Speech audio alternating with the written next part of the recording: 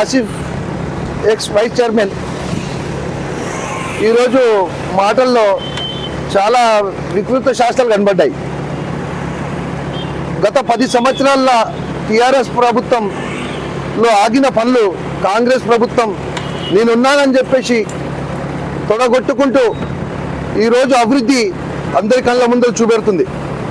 కానీ గత 10 సంవత్సరాల పాలకులు చేసిన ఎన్నో పనులు, ఎన్నో దురదృష్ట పనులు ఈరోజు ఇక్కడ దాకా ఇన్ని దినాలు ఆగాయి.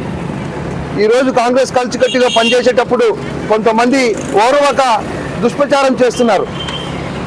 అయ్యా, 10 సంవత్సరాల్లో మీరు చేయని పనులు మేము అన్ని చేసి చూపెట్టాం.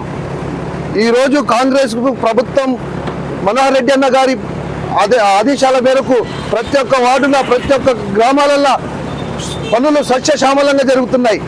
కానీ టీఆర్ఎస్ వాళ్ళకు మీరు చూసి చూడనట్టుగా ఉండి మీకు కళ్ళు ఓర్వక ఈరోజు దుష్ప్రచారాలు చేసి ఈరోజు ఈ డ్రైన్ ఇంత పని ఆగిందంటే ఇది మీ గురించి ఆగింది.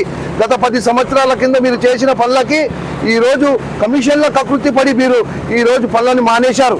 ఈరోజు 10 రూపాయలు మీకు కావాలని చెప్పి ఆలోచించేసి ఈ పనులన్నీ ఆపించారు. అయినా మనోహర్ రెడ్డి అలాంటి పని చేయకుండా ప్రతి ఒక్కరికి అండదండలుగా ఉండేట్టు, అందరికి మంచి ఉండాలి, అందరూ సస్యశ్యామలంగా ఉండాలని చెప్పేసి ఈరోజు ఈ డ్రైన్ల పనులకు, అభివృద్ధి పనులు ముందుకు సాగుతూ అందరికీ మంచిగా ఉండాలని చెప్పి చెప్తున్నా.